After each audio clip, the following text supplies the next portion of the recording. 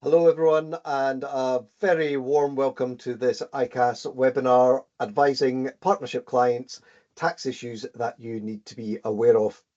For those that don't know me, my name is David Mingus and I'm Director of Practice here at ICAS, and it's my great pleasure to be your host for this webinar today. So while many businesses have taken the decision to incorporate or to trade as LLPs, there are still a significant number of businesses which operate as partnerships. In 2023, the UK government estimated that around 365,000 businesses operate through ordinary partnerships. And while many of the tax issues for partnerships will be the same as for other entity types, there are of course some crucial differences for partnership taxation. And in the complexities of legal jurisdiction and its impact on the legal entity persona, then for anyone providing tax advice to partnerships or individuals who are members of partnerships, it's important that you're up to date on those issues. So over the next 50 minutes or so, we'll be looking to remind you of some of the key issues and look at some of the practical implications of partnership taxation in areas such as allocation of profits and losses, dealing with partnership changes, loans to partnerships, capital gains, and of course, much more. And of course, to help explain and help us understand all of those issues, I'm delighted to be joined today by my colleague, Chris Campbell.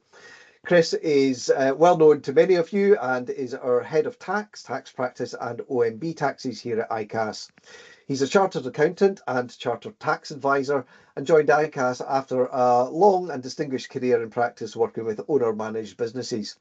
He supports members with technical queries and represents ICAS on various HMRC stakeholder groups. Before we begin, just a few housekeeping matters to remind you of. You can, of course, submit questions at any time through the Q&A facility, which is accessible at the top of your screen. Questions can be submitted anonymously, and we will be saving all your questions until the end of Chris's presentation, but do please put your questions in as you go along. You can, of course, also join the conversation today through the chat box facility, which is also accessible at the top of your screen. And this allows you to comment or discuss with fellow attendees various matters covered by this webinar. As always, some of those settings may be controlled by your own organisation settings. So if you can't access either of those facilities, that may well be down to your own organisation security settings. We are, of course, recording this webinar and will make it available on demand for on-demand viewing afterwards in case you want to either refer back to it or share it with others. And as always, the slides will also be available on the events page on the ICAS website under the event listing after the event.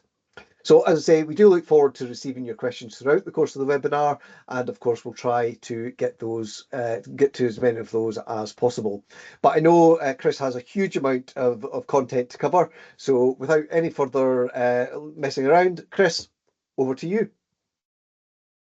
Thank you very much, David, and a very good morning to everyone. Hope all is well wherever you're watching this webinar from this morning. So just a little bit of an overview as to what I plan to cover today. I'm going to start with a little bit of a back to basics on partnerships before looking at the profit and loss allocation rules, touching a little bit on loss restrictions, before briefly covering some of the capital gains tax issues about partnerships that you might want to think about. Capital allowances and partnerships can also be, depending on the type of partnership is and the composition of the membership out there. So we'll talk a little bit about some of those issues that you might need to be aware of on the capital allowances front before looking at companies in partnership and some tax issues that might be relevant, including the Section 455 rules. As David said, there'll be opportunity to ask any questions at the end, and we'll be happy to support on anything that we can. So, where did it all start? The Partnership Act 1890, believe it or not, is still in force. It's must be one of the oldest pieces of legislation that concerns our life as accountants and tax practitioners today. So that looked at the definition of a partnership being a relationship between persons carrying on a business in common with a view to making a profit. Now, there'll be many organisations, such as a company, which also exist to make a profit. So an element of common sense is needed when applying the definition that's mentioned in the Partnership Act. But what I think is maybe more important is that there might be some situations where working together with a view to making a profit isn't classed as a partnership. And we did a webinar a couple of months ago on furnished holiday lettings and how partnerships share of profits and how all that would work, and the difference between partnerships and jointly owned property. So you can have a situation where property is jointly owned. The examples on the slide there: joint tenancy, tenancy common, joint property, common property or part ownership does not in itself mean that you've got a partnership situation. I think that's quite a clear point to be really clear about, because if you don't have a partnership, then you shouldn't be doing partnership tax returns, etc. And it could be that if you've got joint rental income, for example, that you're just reporting your share or your client's share of that rental income on their individual tax returns. The default position in the Partnership Act is that all partners will contribute equally and share profits and losses equally. In practice, that, of course, very rarely happens. And you'd be looking to agree, the partners to agree between themselves how they would wish to share their income and capital profits. The Partnership Act does touch on the special legal status of Scottish partnerships and how that is different from partnerships elsewhere in the UK, and how the Scottish partnership is a separate legal persona from the partners that are partners of the partnership, and that's different to the case in the rest of the UK. Now, this sometimes can cause some challenges, and particularly so historically there have been differences in the treatment of Scottish partnerships and partnerships in the rest of the UK, for example, from a Section 455 point of view, and we'll talk about that later on. But the tax legislation has in recent years been changed so that the tax aspect of that separate legal status is perhaps less important than it was in the past.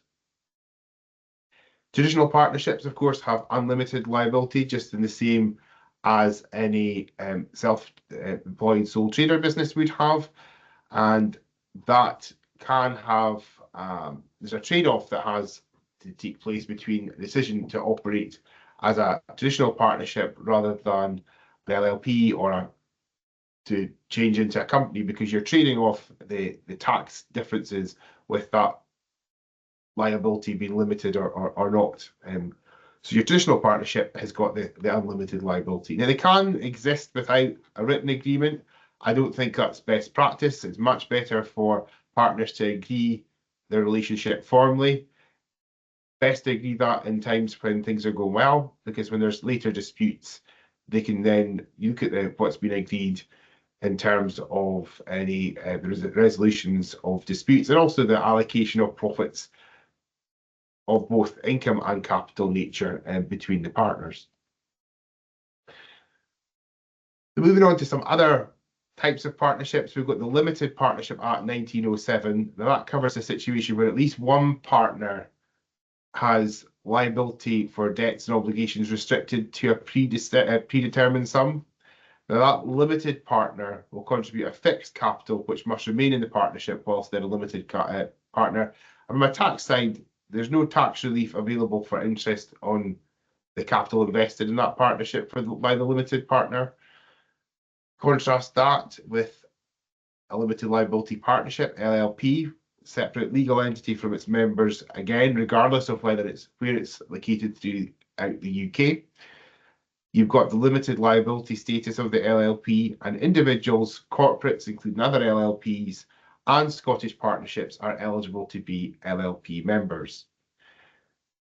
Both the limited partnerships and LLPs must be registered at Companies House.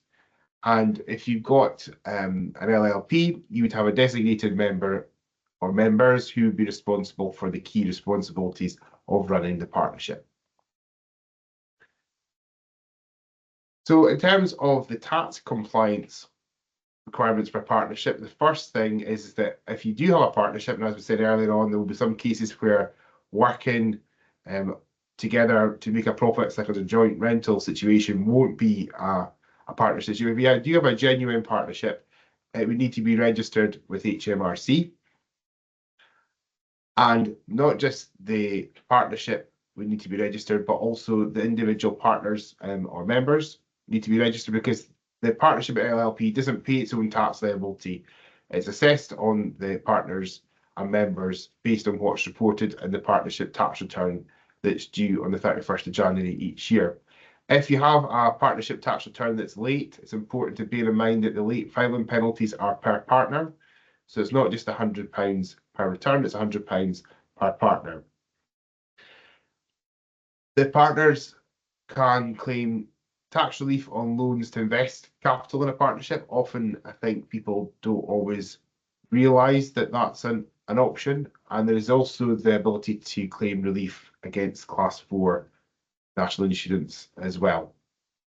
There are quite special technical rules on the loans to invest capital in partnerships and how you can get tax relief for your clients in that. And there are also deemed repayment provisions. So just be aware of that. It's not a simple case of someone takes out a loan and you always can get tax relief on that loan.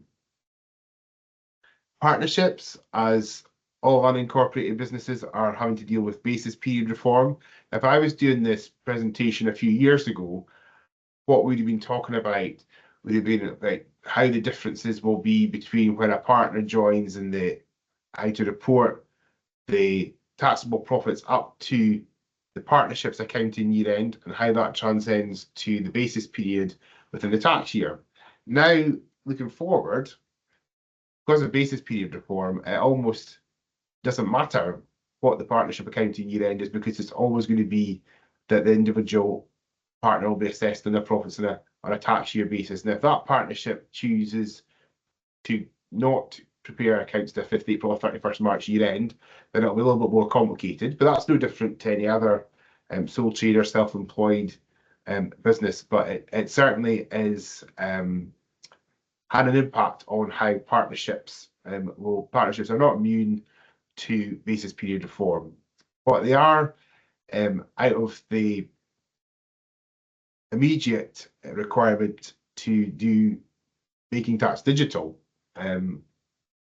When the government announced that Making Tax Digital for income tax was being delayed to 2026, with that came the decision that partnerships will not be included in Making Tax Digital for income tax for the time being. Now we have a fiscal event in the UK budget next week. It's possible that we might see an indication of when Making Tax Digital for partnerships will come into play. We don't know anything, so it's very much a case of watching this space. But as things stand today, partnerships are not going to be in the scope of Making Tax Digital for income tax for the foreseeable future. But they do have to attend to their normal tax returns due by the 31st of January each year. So on that tax return, there needs to be a way of allocating the profits and losses between the partners. So the starting point is obviously to look at what's been agreed between the partners and members. That usually you would look to have that documented in the partnership agreement, because it can't be changed retrospectively. There is no obligation whatsoever to have the same income and capital sharing, profit sharing ratios. Indeed, many partnerships will have completely different income and profit sharing ratios. Some people will be salaried partners, for example, will not participate in the capital profit sharing ratio of the partnership. Others will have a different income for various reasons. There might be some other prior salary or prior allocation of profit that needs to be taken account into from an income tax point of view. And often in the past, when there were structures involving partners with partnerships with a mixture of individual and non-individual partners, you might often find that the partnership will have been set up so that the best income tax allocation was reflected in the income sharing ratio, and the best capital sharing profits were taken account of the capital sharing ratio, largely because business asset disposal relief or its previous entrepreneurs relief might have been available for individual partners, but companies who were a partner we benefit from potentially lower rates of corporation tax. Now, there's changes that we'll go on to talk about that make that more difficult, but you might still find that some of those partnerships exist, that notwithstanding the difficulties. So the profit and loss will be reported and allocated between each partner, a member, or member if it's an LLP, and then the chargeable gains proceeds. So you're not actually showing chargeable gains on the partnership tax return, just the proceeds. And those get allocated between the partners in the partnership, and they will complete their tax return based on their fractional share of the asset that's been sold. It's important to remember that where the profits are shared between the partners, there's no need to take the same decisions for each partner once it's onto their own personal tax returns. I'm thinking for things like loss relief or farmers averaging, that kind of things. Decisions would then be taken on an individual basis on the partner's tax return, but all allocated to those partners on the partnership tax return. There's some special scenarios. Mentioned very briefly prior salaries. So some people will be salaried partners in the partnership. There are special rules when it comes to LLPs. I don't propose to go into them in much detail. It was covered in a recent ICAS article, and if that's something that's particularly of interest to you, but I suggest you have a look at that, and happy to support with any queries you might have thereafter. But LLPs aside, your traditional salary partners will have a prior salary before the remaining profits are allocated in accordance with the profit sharing ratio. Now, some of those partners, that will be the only profit sharing they have is the prior salary. Other partners might have a mixture of the prior salary and the residual profit allocation.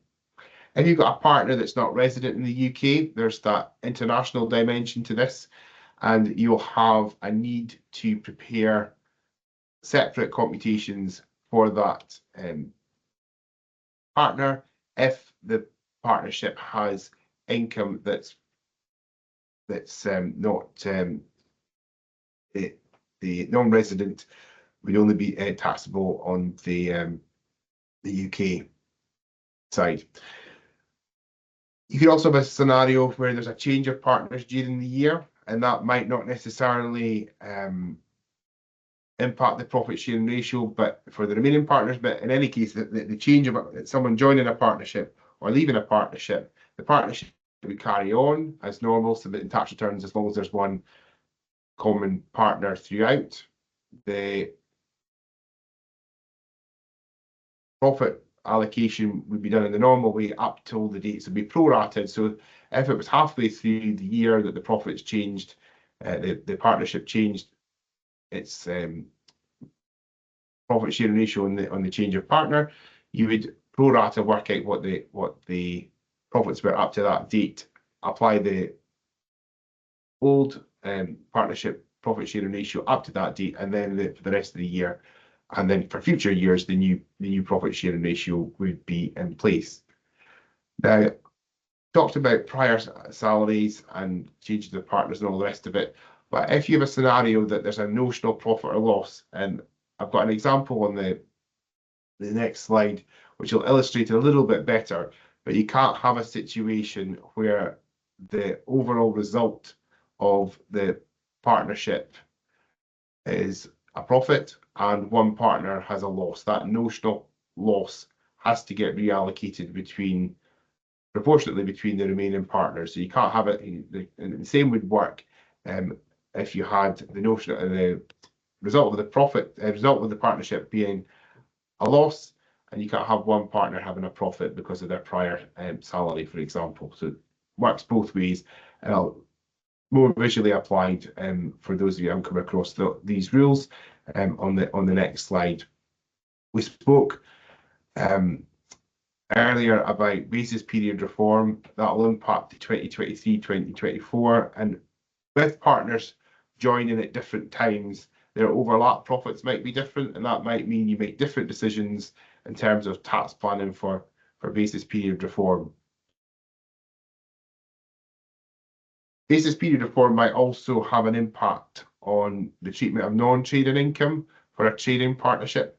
So I think best example I ever came across was if you had a partnership, it was a trading business, but it had some rental income. In previous tax years, that would have been allocated to tax years based on the partnership's accounting year end. So, for example, if it had a 31st July accounting year end, the rental income up to the 31st of July, along with the trading income up to the 31st of July, would have fallen into the tax year that that year end landed in. Basis period reform changes that because you've got a tax year basis. And although there's a transitional relief for the trading profits, the non-trading income, that will be any transitional profits on changing to the tax year. So if you look at that example of the July year end, you have the July, the normal year end to July, and then up to the 5th of April 24 would be reported on the 23-24 return. But there's no ability to spread that for the non-trading income. The HMRC presented a webinar with ICAS around this time last year, and that was explained in that. So if you've got any queries on how basis, or looking for any further information on how basis period reform would apply for partnerships and non-trading income, that would be a good place to follow up. The recordings available on our website. So we look at the example of the profit and loss allocation rules. Example from HMRC Manual PM 163060. It uses the example of Alan, Beatrice and Cassandra, who are in partnership. Partnership makes a taxable profit of £8,900. Alan and Beatrice are entitled to salaries of £5,200 each and the balance shared equally. The first thing that jumps out there is that two lots of £5,200 is more than £8,900. So when we allocate the 10,400 prior salary, that then gives a negative £1,500 balance that's allocated equally between Alan, Beatrice and Cassandra. But that then means that Cassandra has got a loss when the overall result of the partnership is a profit. So that notional loss needs to be reallocated between the remaining partners. Now, as they've shared the profits equally, £4,700 each, the £500 notional loss gets reallocated equally, so £250 each. So that then brings down Alan's profit share to £4,450 and Beatrice's profit share to £4,450, totaling up to the £8,900 taxable profit as at the start of the example. Moving on to where you've got a scenario where the partnership's got mixed members. So by that, I mean some of the partners are individuals and some of the partners are not individuals, such as a company or a trust is in there as a partner. Now, where you have that, Section 850C of ITOI 2005 kicks in. And this will have an impact on partnerships which may in the past have allocated the lion's share of their taxable profits to the limited company partner in the partnership to benefit from lower rates of corporation tax. So that option is far more limited going forward because the Finance Act 2014 that introduced Section 850C of ITOIA, where condition X or condition Y are met, Section 850C takes effect. So condition X is that it's reasonable to suppose that amounts representing the individual partner's deferred profit share are included in the non-individual partner's profit share. And condition Y is where the non-individual partner's profit share exceeds the appropriate notional profit an individual partner, and the individual partner has the power to enjoy the non-individual partner's profit share. So typically this will be an example if you have the individual partner being the director and shareholder in the corporate partner. And HMRC has significantly reduced the ability to allocate profit share to the corporate partner. It has done this in a couple of ways. It's introduced a restriction that you can only allocate an appropriate return on capital. Now, this is not defined in the legislation anywhere, and it's really unhelpful that it's not defined because HMRC's guidance uses a figure of 2%. And that 2% figure has remained in the guidance pretty much since, if not entirely, the whole period in which this legislation's been at play. So you can only allocate 2% of the 2% of the capital account balance to the corporate partner as a profit share. You still can't create a situation where you've got the notional profit or loss that we spoke about in the early example, but any profit allocated to the corporate partner can't exceed an appropriate return on capital. Now, whether 2% is an appropriate amount is open to interpretation. If you're proposing to use a figure above 2%, then you would maybe want to have some form of commercial rationale behind that. You would want to discuss it with the client. You would want to agree what was an appropriate return on capital. You could take account of what that capital, if it wasn't invested in the partnership, would achieve elsewhere. But it's important that it is that and not how much it would cost the partnership to take a loan out to buy out that partner's interest in the partnership. So very much open to interpretation. And I know I came across several examples in the early years of this legislation when I worked in practice. The other area that I came across was the appropriate notional consideration for services. Now that covers the arm's length value of services provided where the company's not actually received anything in return of that. And so this would also include land. So quite a few cases I had an example where the company owned the land that the partnership traded from. It didn't charge a rent, so my client was able to have a market valuation of what the rent would be, and that was able to be included in addition to the 2% return on capital or whatever it was that it was agreed. But HMRC uses that example of 2% in its guidance. It's got no basis in law whatsoever, and it's possible, it may well be that some of you who are watching this have used different percentages successfully, or it may have come up in an inquiry. So the legislation requires any excess profit allocation to the corporate partner or the non-individual partner rather to be allocated between the individual partners. Now, when I was in practice, I just made sure I didn't submit a tax return that had excess profits being allocated to the corporate partner. But if it came to a HMRC inquiry, then you might find that HMRC forces that to happen where the legislation is not being correctly applied. We should, of course, bear in mind our obligations as professionals under the PCRT rules to not submit a tax return that we knowingly know is incorrect.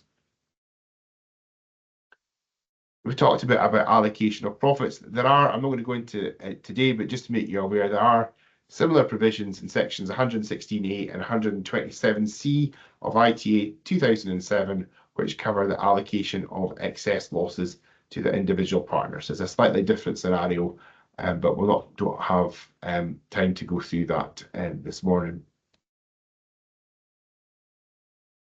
Other loss restrictions to be aware of, there are sideways loss relief restrictions for limited partners, members of LLPs, and also in some scenarios, non-active partners and non-active LLP members and partners in certain film partnerships. And the film partnerships is a very niche area. I don't propose to go into it this morning, but it's surrounded a scenario where individuals would invest in film partnerships, which purpose of which wasn't to generate and create new films, it was a tax avoidance measure. So there's some tax avoidance legislation brought in to counteract that. But more generally, for the bulk of the scenarios that you're likely to be dealing with, it's the limited partners and the members of the LLP have got the sideways loss relief restriction based on the capital contribution. There's also the £25,000 cap for sideways loss relief for Section 103C of ITA 2007. So we're thinking of sideways loss relief. We're thinking about the offset against other income in the year, offset against capital gains, and also the special rules that allow losses in the first 4 tax years to be offset differently. Non-active partners also have special rules in the first 4 tax years, which prevents the use of those losses. And a non-active partner for this purpose is one which works less than 10 hours per week actively in the commercial operations of the business. The legislation does have some examples in more detail if you've got some cases where you have the 10 hours is in doubt. Usually in practice, I've tended to find that it's pretty obvious whether someone is or isn't an active partner. They're either involved day to day with the running of the business or they're not. But there might be some cases where that is a little bit less clear cut. Just as an aside, when we're looking at losses being restricted to capital contributions, there is an anti-avoidance rule which takes effect if there's any capital contributions on or after March 2007, which is intended to create extra tax relief. The tax avoidance rule would kick in, but that's very unusual. I'm just merely mention that as an aside. The general loss restriction rules don't take account of, well, there's other things you consider if you've got particular trades. I'm thinking, for example, the hobby farming rules. So even if a loss can be offset, you've got the loss restrictions in the hobby farming rules and there's a whole range of rules that go beyond that first 4 tax years. So that's whether that's we possibly cover that at a different point in time in a separate webinar or article. Moving on to capital gains and partnerships, the best starting point for dealing with any queries in capital gains is to look at HMRC's Statement of Practice D12. I've picked out a few common scenarios in here. The first one is an charitable asset is sold by a partnership. So you report the proceeds on the partnership tax return, allocate those proceeds between the capital sharing partners in accordance with the capital sharing profit ratio, and each partner would then be taxed on their tax return on their fractional share. You also have a scenario where there's a change in the partnership capital sharing ratio during the year, and in that you're looking at the chargeable assets, depending on which partners is increasing their capital share or which partner is reducing their capital share. But you have a disposal or acquisition at market value between the members. But that kind of reflects the fact that the partner who is reducing their capital share will have cash coming through to take account of the change in their capital sharing ratio. Very briefly mention revaluation, and some partnerships do that for various reasons to bolster their balance sheet, not necessarily for tax reasons that they might do that.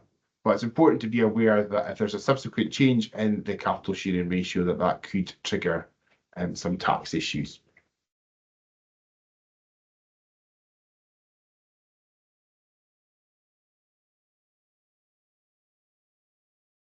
Just briefly touch on capital allowances and partnerships. Sometimes people are unclear that it's the partnership that always claims the capital allowances. So even if you've got, say, a car that one of the partners uses exclusively. It's only them that has personal use of that, or any kind of use of the vehicle. It still would be claimed by the partnership, but you need to take account of any private use restrictions in that. As ever, it's important to bear in mind that if you've got an asset, say a car that's got private use, is there any need for private use add back on the expenses side? So the running costs of that vehicle. If you've got a car that's got 20% private use, it's important to make sure that you're being consistent with the add back on the expenses and the taxable trading profit calculation. HMRC will look for an element of consistency, and they'll look for an element of evidence in the event of an inquiry. I had a client who had their tax return inquired into, and HMRC was looking at evidence of the level of private use. So mileage records is helpful for that, and it's better to have an accurate measure of the private use so that you can justify that if HMRC do ask a question. Picking a number out of thin air is unlikely to go down well with HMRC if they were to check anything on the capital allowances computation. Section 574 of the Capital Allowances Act, that looks like the connected person rules.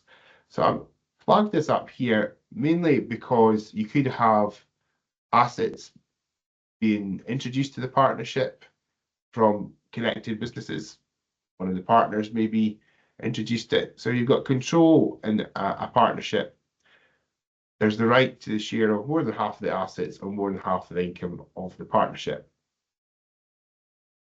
And if you have that situation, then there's a whole list of connected person rules that kick in. One of which is you need to look at the market value. The other one is things like AIA is not available on a connected party transfer. So you might find that some clients might be tempted to move assets around to try and manipulate their capital allowances. You can't do that if it's a connected transfer. So there's an anti-avoidance rule in there to stop that from happening. In the case of mixed partnerships, as well as the profit sharing restrictions we spoke about earlier on, there's no possibility to claim AIA if a partnership is not comprised entirely of individuals. Section 38A of the Capital Allowances Act 2001 explains this in more detail. The position gets a little bit more interesting when it comes to full expensing. So there's an article on the ICAS website earlier this year which talked about HMRC having changed its guidance on mixed partnerships and capital allowances. And this all stems from section 1259 of CTA 2009. And that has meant that company members may be able to claim full expensing on the company share of the fixed asset addition. That takes quite some getting one's head round, but you, in practice, you might find you need to have a separate computation for the company and the non-corporate members of the partnership. But at least HMRC has clarified that there will be an element of full expense and relief available for this scenario, especially when no AIA is available in any case, because the partnership is not all comprised of individuals. So I've talked quite a lot today about issues with companies being part of the partnership, and there's an extra area to bear in mind. And section 455, we've talked about that in recent webinars. Justine, my colleague, and I presented a webinar just before the summer on tax issues about loans generally. But there's a few nuances to those rules when it comes to partnerships. And the Finance Act 2013 extended the scope of section 455 in many cases. So there's lots of things that we talked about in that webinar that are nothing to do with partnerships, but in specific reference to partnerships, there's the removal of the distinction on loans to Scottish partnerships. So from 20th March 2013 onwards, loans to Scottish partnerships will be within the scope of Section 455. Sometimes there are cases where the loan might be, even though it's within the scope of Section 455, there might be an exemption. So I have seen cases before when I worked in practice that it was a company which did trade with a partnership, and it was the same individuals who were the partners in the partnership as were the directors and shareholders in the company. So that connection was enough to give rise to Section 455. But from 2013 onwards, you couldn't rely on the fact that the partnership was a Scottish partnership, to exempt it from the scope of a Section 455 tax liability. And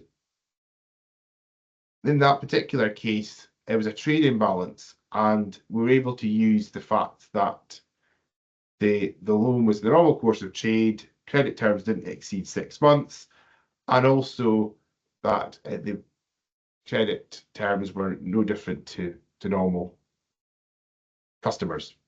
And another case where that wasn't the case, and it just happened to be there was this balance sort of sitting, it derived from trading activity, but the fact that the Scottish partnership rule was overridden in Finance Act 2013 for Section 455 purposes meant that Section 455 was indeed payable. So that's one aspect.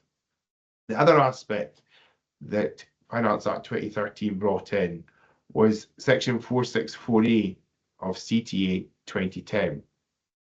Now this makes an already complicated situation when it comes to profit allocation shares of partnerships with companies as a partner even more complicated, because Section 464A extends the scope of Section 455 to arrangements which confer a benefit on a participator. So this can have a particular impact on partnerships where you've got partners which are individuals who might have overdrawn capital accounts, and partners which are companies which might have a historically high capital account, possibly because when the partnership was set up, the profit sharing arrangement was that the company would get the lion's share of the profit. So you might have this really, really large capital balance with the company, it's maybe not being paid out, there'll be any setting in a company balance sheet. Going forward, it can only have a very small, typically 2% according to HMRC guidance, possibly more if you can argue it, share of the profit going forward. But beyond that, you could actually have the situation that if you've got overdrawn capital accounts for the individual partners, that in itself can give a Section 455 tax liability when it comes to the company's corporation tax return, because Section 464A CTA of 2010 extends this charge to arrangements which confer benefit on a participator, and HMRC's manuals explain how those type of examples would give rise to a tax charge. Now, I realise that I've gone through quite a range of areas. There's a lot in there. There's some areas that we haven't covered today, and it may well be the case that we need to come back to a further session on partnerships at some point in the future. But I'll open the floor to any questions. And David, I don't know if you have any questions coming in while I've been going through those tax issues. Thanks very much, Chris. A lot of ground covered there by you. So yes, we do have some questions here. First one, I mean, I think it was actually on your last slide there. So you mentioned that there were some changes to the Section 455 rules for Scottish partnerships back in 2013.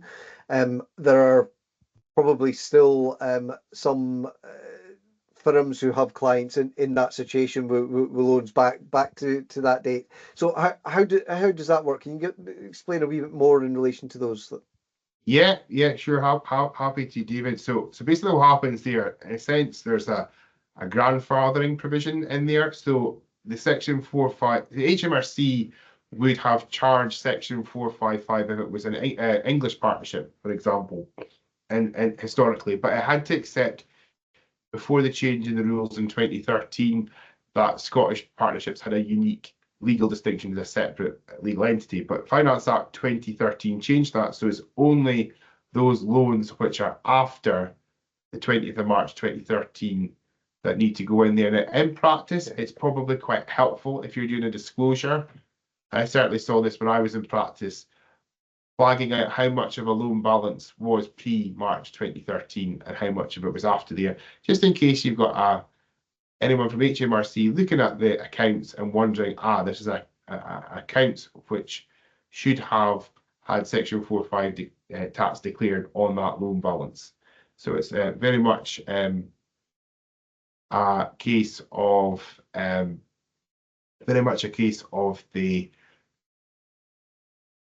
that date being a cut-off and nothing before coming back in.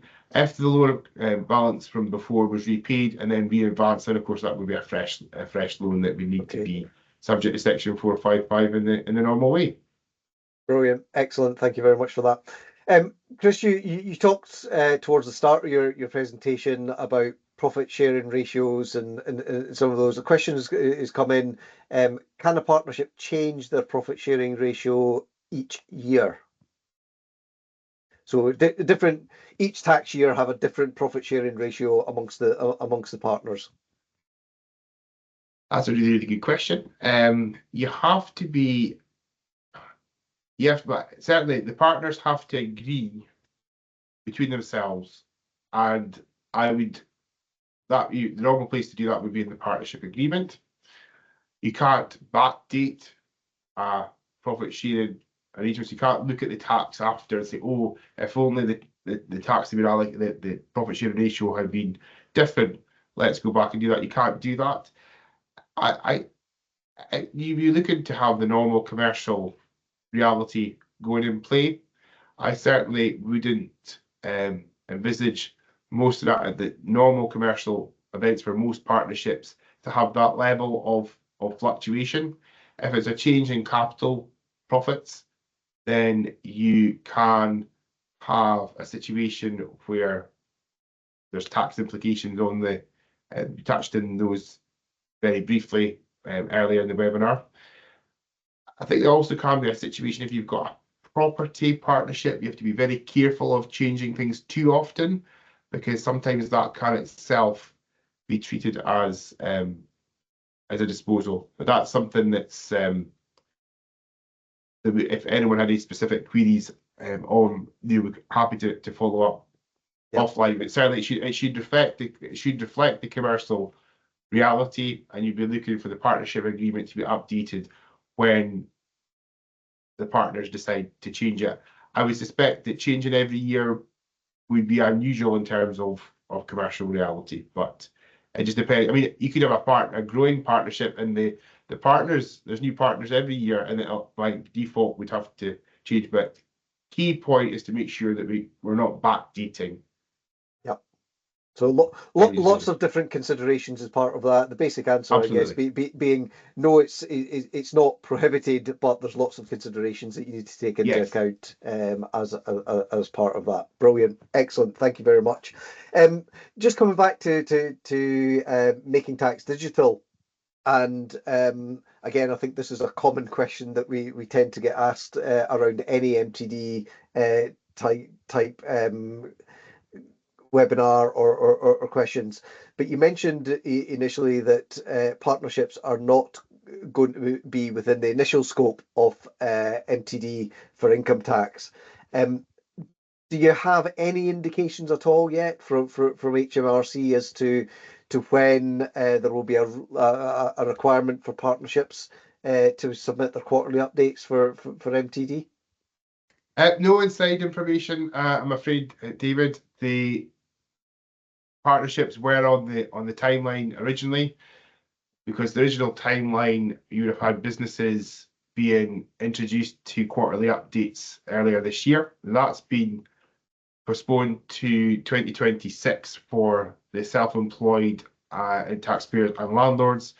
With income above £50,000, 2027 for those with income above £30,000. That doesn't apply to partnerships, and the partnership income isn't taken account in terms of the assessment of that. We don't have a date. We just know that it's going to be reviewed in due course. My own gut view is that HMRC might look to see how things are going for the self-employed taxpayers and landlords as opposed to partnership. But we'll just have to watch this space. It may well be that we hear more after the budget next week, but we'll see what comes out. It may well be that it's a couple of years down the line before we need know anything. But certainly we're monitoring that, and once we know any changes on the MTD front, we'll let our members know.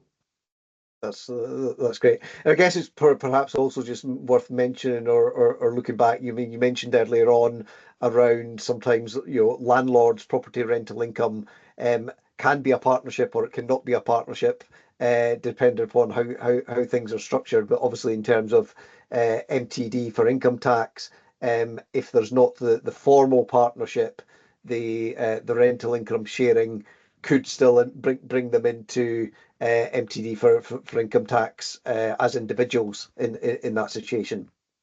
Yeah. So you're going to have a situation where you've got jointly held property, jointly owned property between two or more landlords.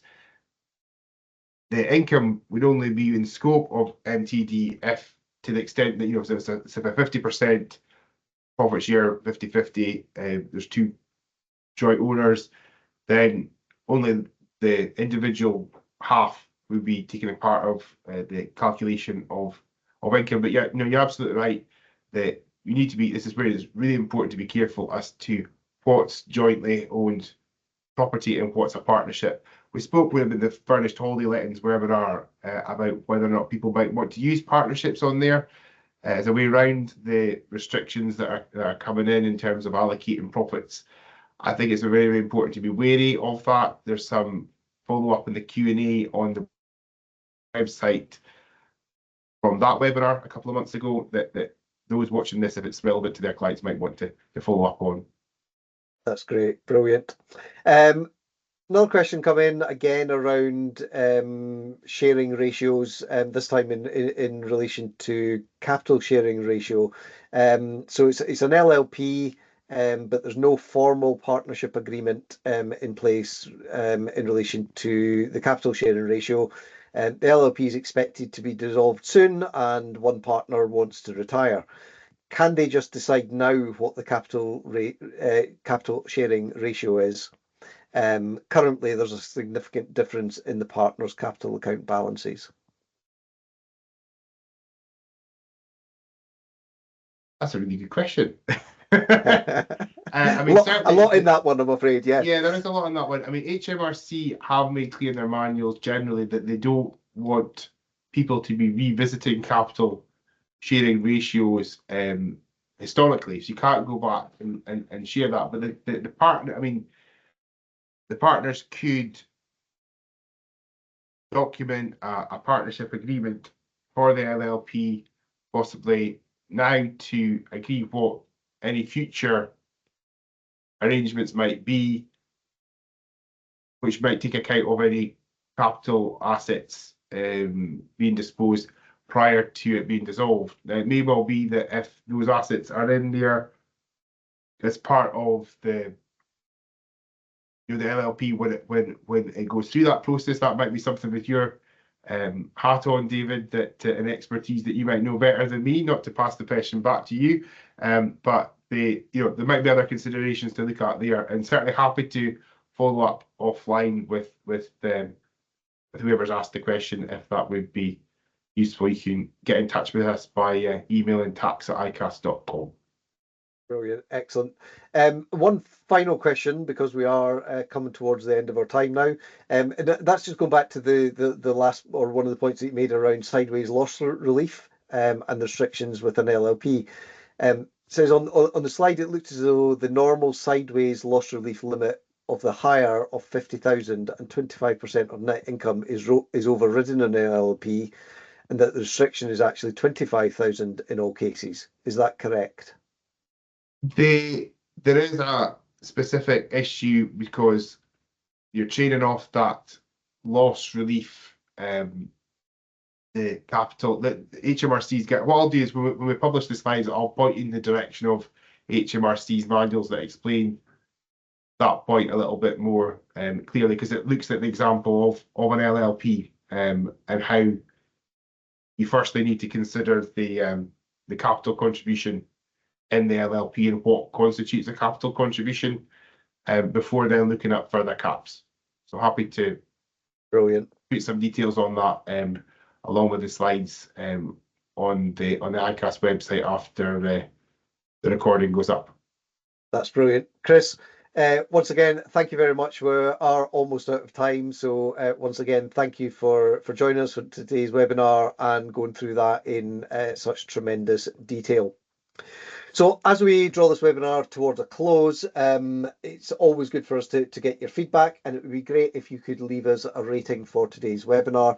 There will be a poll just appearing on your screens just now, or possibly in the chat box, depending upon which version of Teams it is that you're using. So we do really appreciate your feedback if you could just take a few moments to respond. While you're doing that, please also remember that you can keep up to date with all the latest tax and other professional news, including the latest information, guides and resources on icas.com. And as for everything, with your technical questions, do please remember that we do have the technical help desk, and you can access that through the contact us section on icas.com. Looking ahead, we do have some further events and webinars in the weeks ahead that you might want to sign up for. On the 12th of November, we have a webinar on the future of the ICAS Code of Ethics.